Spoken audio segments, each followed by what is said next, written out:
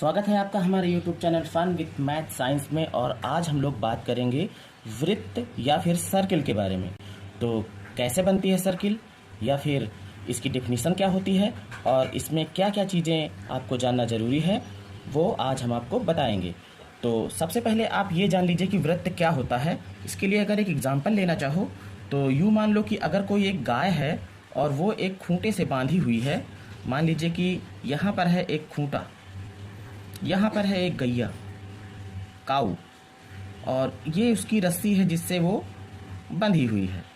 और अगर मैं कहूँ कि गाय को अपने चारों तरफ की जितनी दूरी तक की घास चर सकती हो वो चरे, तो वो कहाँ तक का चर सकती है? जाहिर सी बात है, रस्सी जितनी लंबी होगी उतनी ही लंबाई तक की जो है दूरी ये हर दिशा में चारों तरफ गोल गोल घूम के यहाँ तक की पूरी घास वो क्या करेगी? चर लेगी। लेकिन रस्सी की लंबाई जब कम पड़ने लगेगी जहाँ पर, तो वहाँ तक वो पहुँच नहीं पाएगी। तो कहने का मतलब ये है कि बिल्कुल अगर आप देखोगे तो वो वृत्त की संकल्पना बना देगी। यहाँ तक की जो घास होगी वो चर लेगी। अब देखिए वृत्त कैसे बनता है, इसकी डिफिनीशन क्या होती है। तो दरअसल अगर कोई एक बिंदु हो और उससे समान दूरी पर, मतलब जितनी दूरी मैं यहाँ से लूँ उतनी दूरी यहाँ से लूँ, उतनी दूरी यहाँ से लूँ, उतनी दूरी हर तरफ से लूँ, तो किसी स्थिर बिंदु से समान दूरी पर स्थित बिंदुओं, अब यहाँ पर मैं ढेर सारे बिंदु बनाऊँ, अगर ढेर सारे बिंदु, इतने बिंदु बने कि हम भी उनको गिन ना पाएँ, तभी तो कहा जाता है कि वृत्त के अंदर जो त्रिज्याएं होती हैं वो अनंत होती हैं।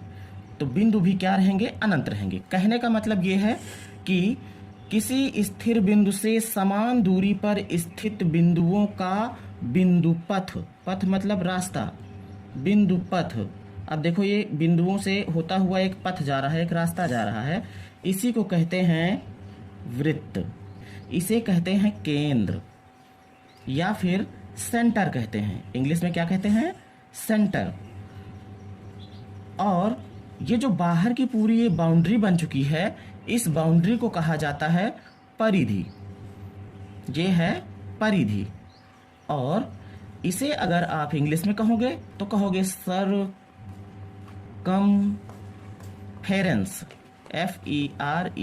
FERENCE। तो ये हो गई सरकमफेरेंस।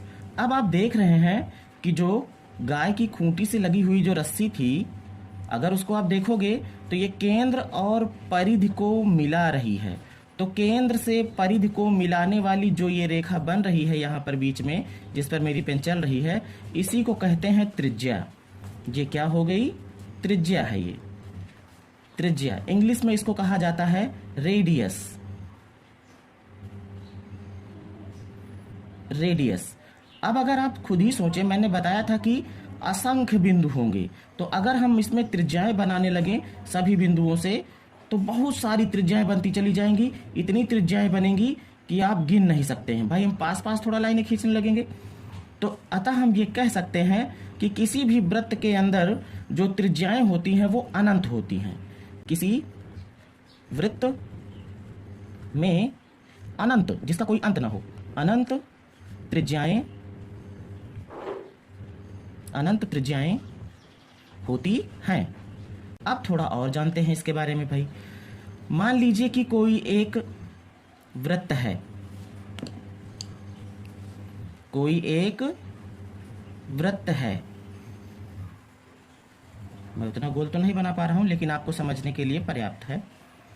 मान लीजिए कोई एक वृत्त है, और इस वृत्त में अगर मैं कहूं कि यहाँ जो परिधि है इसकी, इस परिधि को मिलाने वाली कोई रेखा मैं खींच दूं, तो वृत्त की परिधि को मिलाने वाली जो रेखा, देखो इधर से भी, ये भी तो पूरी परिधि है, और परिधि के एक बिंदु को दूसरे बिंदु से मिलाने वाली एक रेखा हमने खींच दी है। मान लीजिए है ABA। तो परिधि को मिलाने वाली रेखा जो होती है उसे कहते हैं जीवा।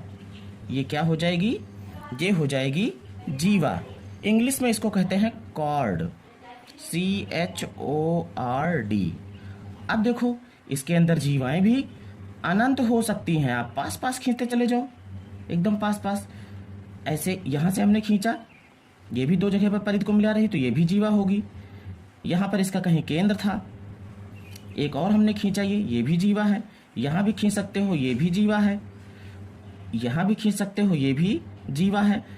और एक जीवा यहाँ से भी जा सकती है जो सबसे बड़ी होगी, और तो और ये केंद्र से होकर जा रही है तो सारी जीवाएं, लेकिन सबसे बड़ी वाली जीवा जो होगी वो वही होगी जो कहाँ से जाएगी, केंद्र से होकर जाएगी। तो केंद्र से होकर जाने वाली जो जीवा होगी उसको कहते हैं व्यास।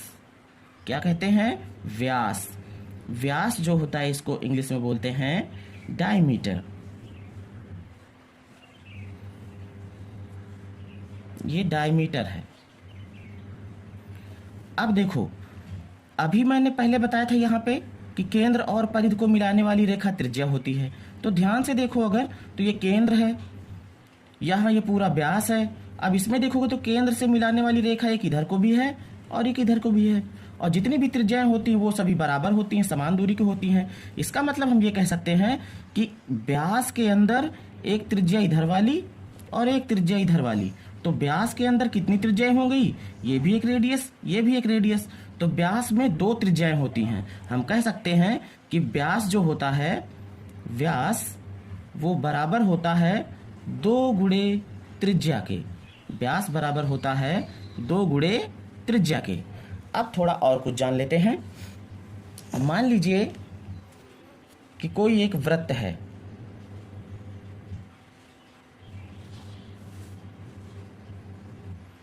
ये वृत्त का केंद्र है, ये इसकी त्रिज्या है, और मान लीजिए 2 त्रिज्याएं हों। अब देखोगे तो ये वृत्त 2 भागों में बट गया है, एक ये छोटा वाला भाग और दूसरा ये बड़ा वाला भाग। तो वृत्त के खंड हो गए, और किसके द्वारा? त्रिज्या के द्वारा। इसीलिए इन्हें कहते हैं त्रिज्य खंड। ये क्या होते हैं? त्रिज्य खंड। ये छोटा वाला है तो इसे आप कह सकते हो लघु त्रिज्य खंड, और ये बड़ा वाला है तो इसे कह सकते हो दीर्घ त्रिज्य खंड। दीर्घ मतलब बड़ा, तो ये दीर्घ त्रिज्य खंड हो गया। अब इसके बाद देखोगे बेटा, जब भी त्रिज्य खंड बनते हैं तो यहाँ पे कोण बनने लगता है। ये देखो, तो इधर कोण बनेगा तो इधर भी कोण बनेगा। अब यहाँ पर कोण की बात आ गई, तो वृत्त के अंदर कुल जो कोण बनता है वो 360 अंश का बनता है। वृत्त के अंदर कुल कोण जो होगा वो कितना होगा? 360 अंश का होगा। इसका इस्तेमाल हम आपको डाटा हैंडलिंग वाले में जो आपको पढ़ना है पाई चार्ट बाद में, तो जब पाई चार्ट आपको पढ़ाएंगे तो पाई चार्ट में इसी कॉन्सेप्ट को यूज किया जाएगा। तो वो आगे की बात है। अगर हमारे चैनल से आप नहीं जुड़े हैं तो चैनल को सब्सक्राइब कर लीजिएगा, और डेली आपको जो है रीजनिंग, मैथ और साइंस की वीडियो मिलती रहेंगी। और हम बढ़ते हैं आगे। अब ये हो गया, हमने जाना कि त्रिज्या क्या होती है, परिधि क्या होती है, और व्यास क्या होता है, और जीवा क्या होती है। अब थोड़ा सा और आगे बढ़ते हैं और समझते हैं कि कुछ फार्मूले महत्वपूर्ण। तो सबसे पहले आप ये जान लो कि जो भी वृत्त होता है, कुछ लोग गलती में इसको कह देते हैं गोला। गोला नहीं, ये वृत्त है। वृत्त के अंदर जैसे चूड़ी समझो, चूड़ी एक वृत्त होती है और गेंद एक गोला होता है। गेंद के अंदर अगर आप चाहो तो छेद करके कुछ भी भर सकते हो, लेकिन वृत्त के अंदर भरा नहीं जा सकता है। इसका एक एरिया होता है, ये एरिया कवर करता है, ये क्षेत्र कवर करता है। तो वृत्त का क्षेत्रफल होता है, वृत्त का क्षेत्रफल, और वृत्त का क्षेत्रफल का फॉर्मूला होता है पाई आर स्क्वायर, जहां पर आर जो है वो रेडियस है, मतलब त्रिज्या है, और पाई, ये पाई समझना जरूरी है। यहाँ पे नया कॉन्सेप्ट देखो, पाई क्या होता है। पाई का मान कहा जाता है 22/7। अब ये 22/7 होता क्या है? दरअसल जो भी वृत्त होगा, चाहे छोटा हो चाहे बड़ा हो, ये मान लीजिए इसका केंद्र था और यहाँ से इसकी ये जाती है व्यास। जो भी वृत्त होगा, चाहे छोटा हो चाहे बड़ा, उसमें ये खासियत पाई जाती है कि जो व्यास होगा और जो परिधि होगी, परिधि और व्यास, इनका जो अनुपात होता है, परिधि और व्यास, का जो अनुपात होता है वो हमेशा नियत रहता है, वो घटता बढ़ता नहीं है। इसीलिए इसको कहा जाता है कि पाई एक नियतांक है जिसका मान परिधि बटे व्यास होता है।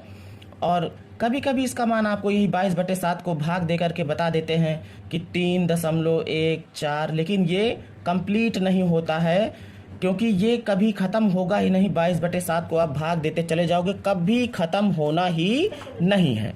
तो पाई क्या होती है? परिधि बटे व्यास होती है, मतलब परिधि और व्यास का अनुपात होता है। चाहे छोटा वृत्त हो चाहे बड़ा वृत्त हो, आएगा 22/7 ही। तो अब हो गया, देखो वृत्त का क्षेत्रफल हो गया है। अब जानते हैं वृत्त की परिधि। वृत्त की परिधि, वृत्त की परिधि ज्ञात करने का फॉर्मूला क्या होता है? बहुत सिंपल सा है, 2πr। और अब इसके बाद आप अगर ये जानना चाहो कि वृत्त का क्षेत्रफल कैसे ये निकाला गया है, तो बहुत सिंपल सा है। थोड़ा सा वीडियो लंबी हो जाएगी, लेकिन अगर आप रुकना चाहें तो मैं बता सकता हूँ। कोई भी वृत्त हो, ये इसका अगर केंद्र है तो इसमें ढेर सारे त्रिज्यखंड काट लो, ढेर सारे। और त्रिज्यखंड काटने के बाद में आप उन त्रिज्यखंडों को ऐसे व्यवस्थित करो कि उनसे बनने लगे एक आयत। कैसे व्यवस्थित किया जाएगा? जैसे मान लीजिए एक त्रिज्यखंड हमने लगा दिया इस तरीके से, दूसरा त्रिज्यखंड इसका उल्टा करके लगा दूं, तीसरा लगा देता हूं फिर इधर से, चौथा लगा देता हूं इधर से। अभी आपको थोड़ा कर्व दिख रहा होगा, लेकिन जब हम छोटे छोटे त्रिज्यखंड बिल्कुल छोटे छोटे बनाएंगे तो एक कर्व नहीं दिखेगा। फिर एक और उठाया, उसको इधर से लगा दिया, फिर एक और उठाया, उसको इधर से लगा दिया। अब आप देखोगे कि ये जो संरचना इसकी बनती चली जा रही है, इसको सीधा कर ले अगर हम, तो ये एक आयत जैसी बनती चली। एक इधर से भी लगा दो, ये आयत जैसी संरचना, एक इधर से भी आयत जैसी संरचना बनती चली जा रही है। अब आपको पता है ये तो त्रिज्याएं ही थी, तो ये इसकी लंबाई कितनी हो गई? ये r हो गई। ये त्रिज्याएं थी, इसकी लंबाई कितनी हो गई? r हो गई। अब ये चौड़ाई है हमारी, हमको लंबाई पता हो जाए। भाई देखो सीधी सी बात है, आधा वृत्त इधर से लग गया है पूरा और आधा वृत्त इधर से लग गया है, और पूरा जो परिधि होती है वो 2πr होती है। तो इसका मतलब ये हो गया कि इधर जो लगा है वो πr है, इधर भी जो लगा है वो πr है। तभी तो आधे वृत्त के देखो, आधे टुकड़े जो है इधर लगे थे, आधे टुकड़े उधर लगे थे, और ये भी क्या है? r ही है। तो हमको देखो आयत जो बना है उसकी चारों भुजाएं पता है। भाई आमने सामने भुजाएं वैसे भी बराबर होती हैं। तो अब अगर इसका क्षेत्रफल निकालें तो क्या होगा? आयत का क्षेत्रफल का फार्मूला होता है लंबाई गुणे चौड़ाई। तो लंबाई गुणे चौड़ाई अगर हम करेंगे तो क्या हो जाएगा? लंबाई हमारी πr है और चौड़ाई हमारी r है, मतलब πr और गुणे r। अब अगर गुणा करोगे तो क्या बनेगा? पाई वैसे का वैसे, r का r से गुणा होगा r²। ये बन गया हमारा वृत्त का क्षेत्रफल। तो इस तरीके से वृत्त का क्षेत्रफल भी निकाला जाता है। आज इतना ही, बाकी नेक्स्ट वीडियो में